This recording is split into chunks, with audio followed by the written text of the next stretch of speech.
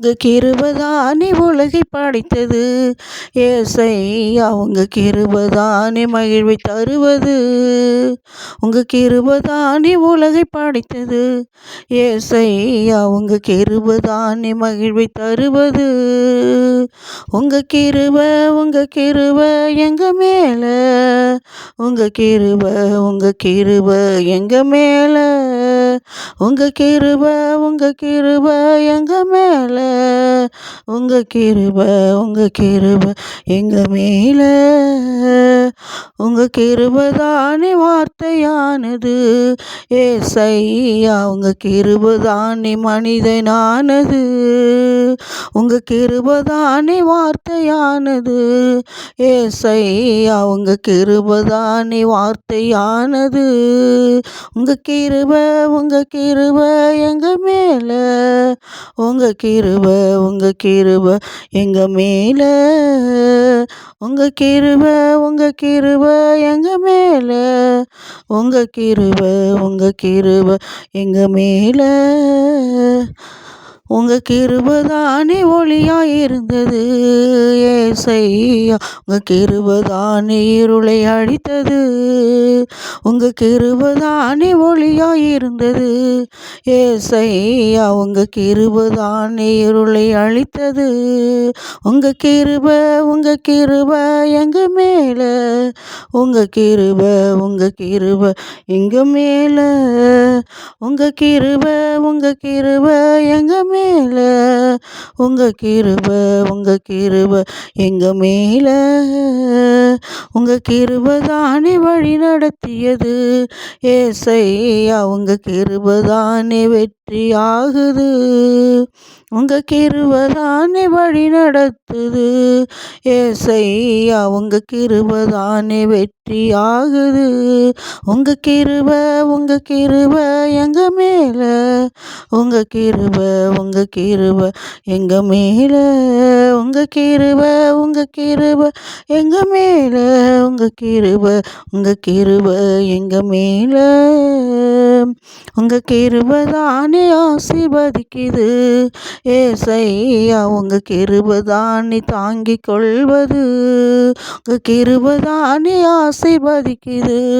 ஏசையா உங்க கிருபதானே தாங்கிக் கொள்வது. உங்க கிருப எங்க மேல. உங்க கிருப எங்க மேல. உங்க கிருப எங்க மேல. உங்க கிருப எங்க மேல. உங்க கிருபதானே அன்பாயிருக்குது. ஏசையா உங்க கிருபதானே அரணாயிருக்குது. உங்க கிருபதானே அன்பாயிருக்குது. ஏசையா உங்க கிருபதானே அரணாயிருக்குது. உங்க கிருப எங்க மேல. உங்க கிருப எங்க மேல. உங்க கிருப எங்க மேல. உங்க கிருப எங்க மேல. உங்க கிருபதானே உயர்த்தி வைக்குது. ஏசையா உங்க கிருபதானே நம்பிக்கை தருவது. உங்க கிருபதானே நம்பிக்கை தருவது. ஏசையா உங்க கிருபதானே உயர்த்தி வைப்பது. உங்க கிருப உங்க கிருப உங்க கிருப உங்க கிருப உங்க கிருப உங்க கிருப உங்க கிருப உங்க கிருப எங்க மேல. உங்க கிருப எங்க மேல. உங்க கிருபதானே தூய்மையாக்குது. ஏசையா உங்க கிருபதானே உண்மையானது. உங்க கிருபதானே தூய்மையாக்குது. ஏசையா உங்க கிருபதானே தூய்மையானது.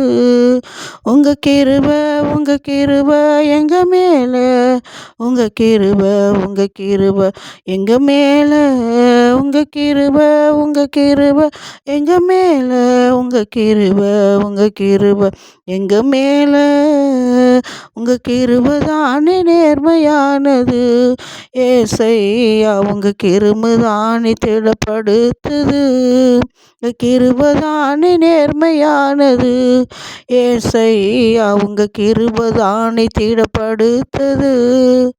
உங்கள் கிருபை எங்க மேல, உங்கள் கிருபை எங்க மேல, உங்கள் கிருபை எங்க மேல, உங்கள் கிருபை எங்க மேல. உங்கள் கிருபைதானே திடப்படுத்துது. ஏசையா உங்கள் கிருபைதானே நோயை நீக்குது. உங்கள் கிருபைதானே பேயை ஓட்டுது. ஏசையா உங்கள் கிருபைதானே பேயை ஓட்டுது. உங்கள் கிருபை எங்க மேல, உங்கள் கிருபை எங்க மேல, உங்கள் கிருபை எங்க மேல, உங்கள் கிருபை எங்க மேல. உங்கள் கிருபைதானே அனைத்துமானது. ஏசையா உங்கள் கிருபைதானே எல்லாமானது. உங்கள் கிருபைதானே அனைத்துமானது. ஏசையா உங்கள் கிருபைதானே அனைத்துமானது. உங்கள் கிருபை எங்க மேல, உங்கள் கிருபை எங்க மேல, உங்கள் கிருபை எங்க மேல, உங்கள் கிருபை எங்க மேல. Praise the lord. Praise the lord. Hallelujah. பிரியமானவர்களே, உரிமைச்சத்தின் பிள்ளைகள் நாம் என்ற தலைப்பினில் இன்று நாம் இந்த பிப்ரவரி மாதம் 2ஆம் தேதி ஜெபிக்க ஒருமனப்பட்டிருக்கின்றோம். இதை கேட்கின்ற யாவர் மீதும் கடவுளுடைய ஆவியானவர் அசைவாடுவாராக. அவருடைய குடும்பத்தில் இருக்கிற ஒவ்வொரு நபர்கள் மீதும் தேவனுடைய கிருபை, அவருடைய அன்பு, ஆற்றல், வல்லமை பொழிந்து ஆசீர்வதிக்கப்படும்படியாக இதை செய்தியை கேட்கிற காதுகள் இயேசுவினுடைய வார்த்தைகள் அவர்களை சுகப்படுத்துவதாக, அந்த குடும்பங்கள் வழிநடத்தப்படுவதாக, ஆசீர்வாதங்களை பெற்றுக்கொள்ளும்படியாக இயேசுவை உங்கள் நாமத்துக்கு ஒப்பு கொடுத்து ஜெபிக்கிறோம். இன்று கடவுளின் உரிமை சொத்தின் பிள்ளைகள் என்ற தலைப்பினில் இந்த பிப்ரவரி 2ஆம் தேதியில் நாம் தியானிக்க வந்திருக்கின்ற அன்புக்குரியவர்களே, ஆண்டவர் நம்மை பார்த்து கூறுவது, உரிமை சொத்தின் பிள்ளைகள். நாம் அந்த உலகத்தில் படைத்த பொழுது நாம் அவருடைய அன்பு பிள்ளைகளாக படைத்தார். அதை நாம் பார்க்கிறோம். ரோமையர் 8ஆம் அதிகாரத்தில் நாம் பார்க்கிறோம். ரோமையர் 8ஆம் அதிகாரத்தில் 15வது வசனத்தை 16வது வசனத்தை பார்க்கிறோம். அப்பா தந்தையை என அழைக்கின்றோம். நாம் இவ்வாறு அழைக்கும்போது நம் உள்ளத்தோடு சேர்ந்து தூய ஆவியாரும் நம் கடவுளின் பிள்ளைகள் என்பதற்கு சான்று பகர்கிறார். நம் பிள்ளைகளாயின் உரிமை பேறு உடையவர்களாய் இருக்கிறோம். ஆம், நாம் கடவுளிடமிருந்து உரிமை பேறு பெறுபவர்கள், கிறிஸ்துவின் பங்காளர்கள். அவருடைய துன்பங்களில் நாம் பங்கு பெற வேண்டும். அப்பொழுதுதான் அவரோடு ஆட்சியில் பங்கு பெறுவோம். 2ஆம் முறையாக நம்ம ரிப்பீட் பண்ணி படிப்போம். நீங்கள் இதை கேட்குறவங்க இந்த பைபிள் எடுத்து நீங்கள் வாயினால் அறிக்கை செய்யுங்க. ரோமையர் 8ஆம் அதிகாரத்தில் 15வது வசனத்தோடு நாம் அறிக்கை செய்வோம். அப்பா தந்தையை என அழைக்கின்றோம். நாம் இவ்வாறு அழைக்கும்போது நம் உள்ளத்தோடு சேர்ந்து தூய ஆவியாரும் நம் கடவுளின் பிள்ளைகள் என்பதற்கு சான்று பகர்கிறார். நம் பிள்ளைகளாயின் உரிமை பேறு உடையவர்களாக இருக்கிறோம். ஆம், நம் கடவுளிடமிருந்து உரிமை பேறு பெறுபவர்கள், கிறிஸ்துவின் பங்காளிகள். அவருடைய துன்பங்களிலே நாம் பங்கு பெற வேண்டும். அப்பொழுதுதான் அவரோடு ஆட்சியிலும் பங்கு பெறுவோம். Praise the lord. பிரியமானவர், பார்த்தீங்களா, அவருடைய உரிமை சொத்தின் பிள்ளைகள். நம்ம அந்த உலகத்தில் நம்மளை தோற்றுவித்த தேர்ந்தெடுத்த கடவுள் தேர்ந்தெடுக்கிறாரு உரிமை சொத்தின் பிள்ளைகளாக. வேற்றினத்தாராக நம்ம தெரிந்து கொள்ளவில்லை. உரிமை சொத்தின் பிள்ளைகள். ஆகாரின் பிள்ளைகள் ஈசாக்கு எப்படி உரிமை சொத்தின் வாக்களித்ததை அவர் பெற்றுக்கொண்டார். தொடக்க நூல் 17ஆம் அதிகாரத்தில் பார்க்கிறோம். 17ஆம் அதிகாரத்தில் நாம் பார்க்கிறோம். அவர் ஆபிரகாம் ஈசாக்கு கொடுத்த வாக்குறுதி அது நிறைவேற்றப்படுகிறது. அவர் சொன்னது நிறைவேற்றினார். சொன்னது எல்லாம் நிறைவேறியது. இதே போல தான் இன்று நம்ம உரிமை சொத்தின் பிள்ளைகள். நம்ம வழிப்போக்கர்கள் அல்ல, வேற்றினத்தாரும் அல்ல. நம் ஆண்டவரால் தெரிந்து கொள்ளப்பட்ட அவர் சொல்லியதை நடப்பித்தவர் கடவுள். 17ஆம் அதிகாரத்தில் 3ஆம் வசனத்தை பாருங்க. ஆபிரகாம் பணிந்து வணங்க கடவுள் அவரிடம் கூறியது, உன்னுடன் நான் செய்து கொள்ள உடன்படிக்கை இதுவே. எண்ணற்ற நாடுகளுக்கு நீ தந்தையாவாய்.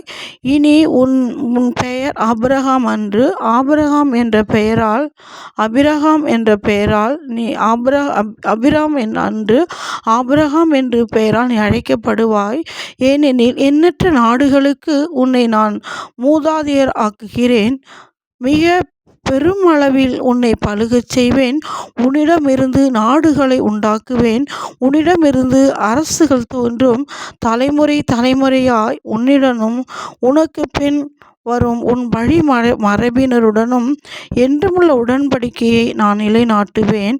இதனால் உனக்கும் உனக்கு பின் வரும் உன் வழிமரபினருக்கும் நான் கடவுளாய் இருப்பேன். நீ தங்கியிருக்கும் நாட்டையும் கானான் நாடு முழுவதையும் என்றுமுள்ள உரிமை சொத்தான உனக்கு பின் உன் வழிமரபினருக்கும் வழங்குவேன்.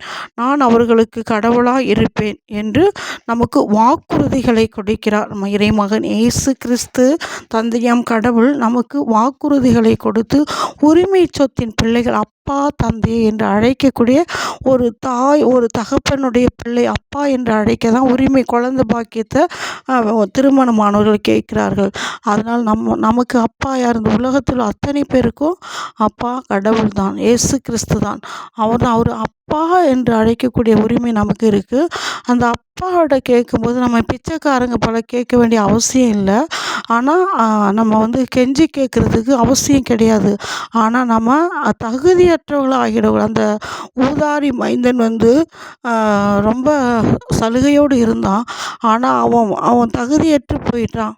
அவன் ஊதாரி மைந்தனாக கடந்து சென்றான். பாவத்தில் அவன் உழன்றான். மனம் திரும்பி வந்த பிறகு உன்னுடைய பிள்ளை என்று சொல்ல நான் தகுதியற்றவன், உன் வேலைக்காரன் ஒருவனால் என்னை ஏற்றுக்கொள்ளும் என்று மனம் திரும்பிய மகனாய் சேர்கிறான். ஆனால் ஆண்டவர் அவரை கட்டி அரவணைத்து தன் பிள்ளையை ஏற்றுக்கொள்கிறார். இதுதான் தந்தையுடைய பாசம்.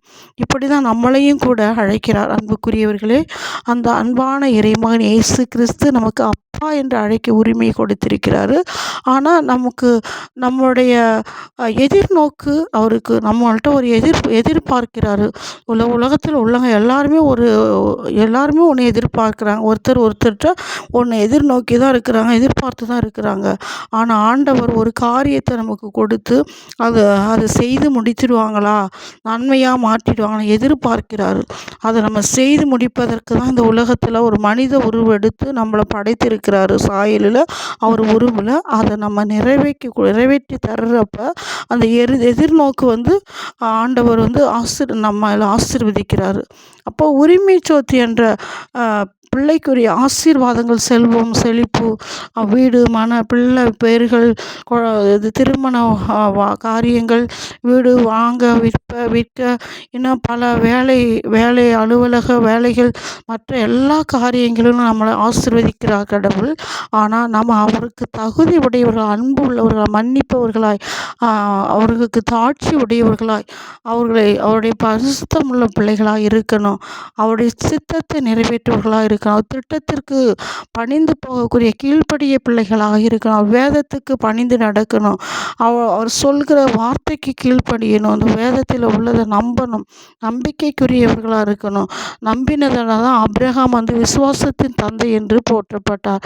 அவர் கண்ணால் காணாத ஒரு குழந்தை பாக்கியத்தை கண்டது போல விசுவசித்தார்.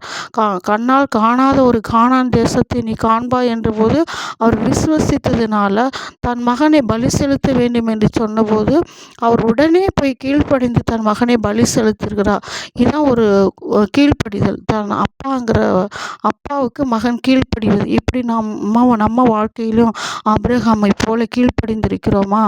எத்தனை தடவை நம்ம கீழ்ப்படியாமல் இருந்ததினால்தான் ஆதாம் ஏவாள் தவறி போனாங்க. கீழ்ப்படியாமையினால் பாவம் உலகத்தில் இன்று நம்ம குடும்பங்களிலும் கூட கீழ்ப்படியாமையினால் எவ்வளோ பாவங்கள், எத்தனையோ குறைகள், குற்றங்கள், எத்தனையோ எத்தனையோ சாப பாவங்கள் நிரம்பி இருக்கிறது இல்லைங்களா? அதனால் கீழ்ப்படிவோம். நம்ம இயேசுவுக்கு, ஆண்டவருக்கு, ஆண்டவருடைய வார்த்தைக்கு கீழ்ப்படிந்தால் தூய ஆவி நம் கடவுளின் பிள்ளைகள் என்பதற்கு சான்று பகர்கிறார். தூய ஆவி நமக்கு நீங்கள் கடவுளுடைய பிள்ளைகள்.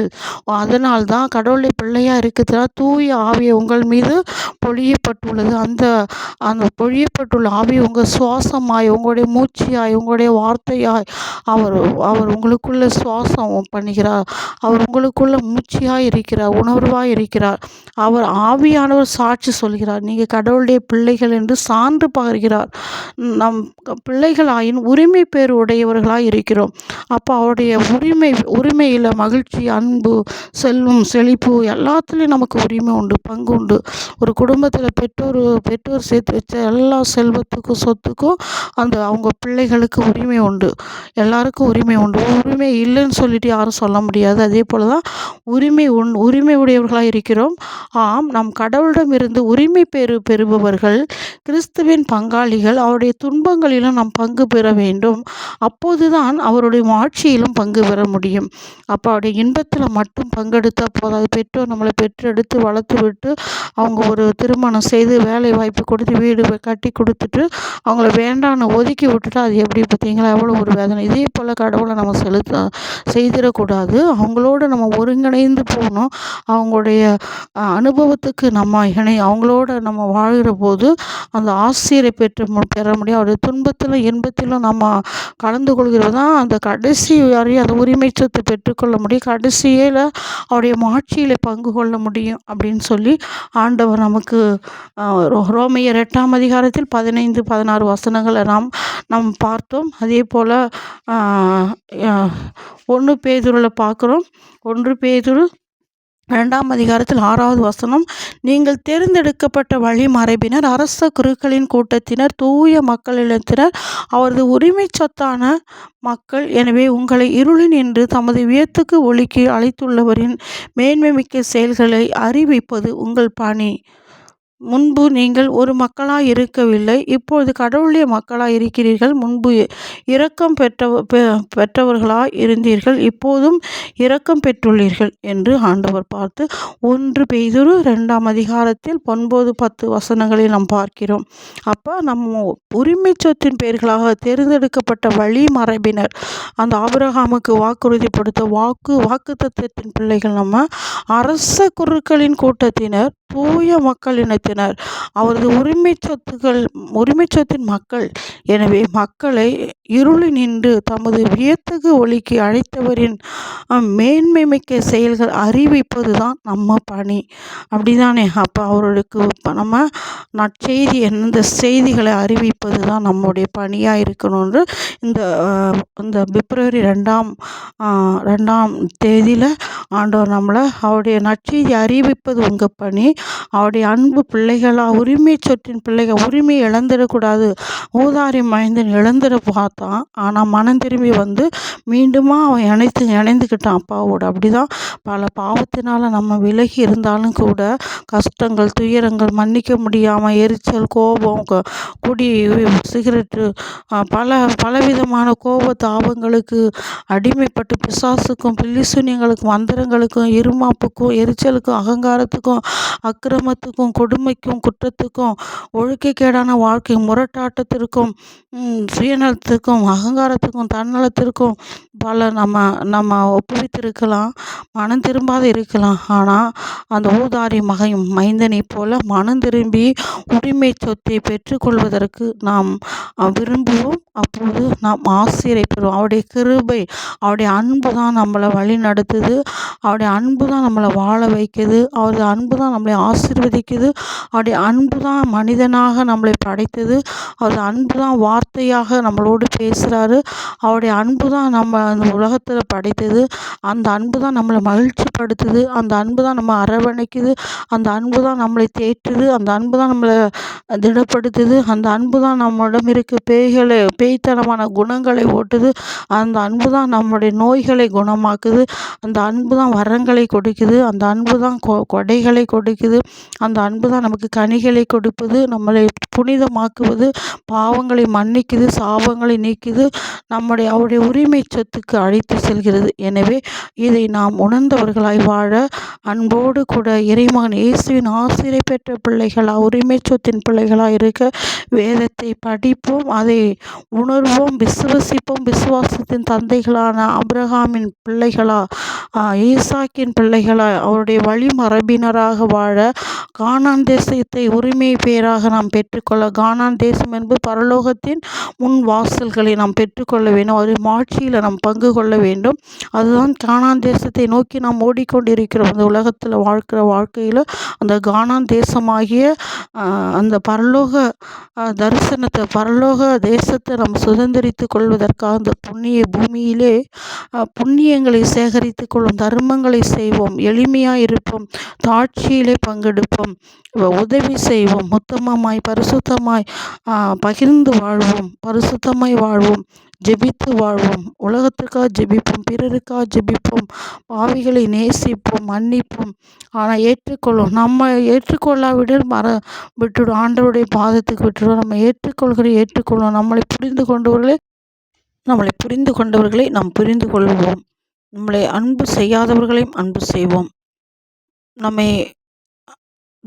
நம்மளை தூஷிப்பவர்களையும் நாம் அன்பு செய்வோம். அதுதான் ஆண்டவர் நமக்கு கற்றுக் கொடுப்பது. எனவே அவருடைய கற்பனைகளை கைகொள்வோம். அவருடைய திருச்சட்டத்தை இரவும் பகலும் தியானிக்கிறவர்கள் பேறு பெற்றவர்கள் என்று வேத நூல்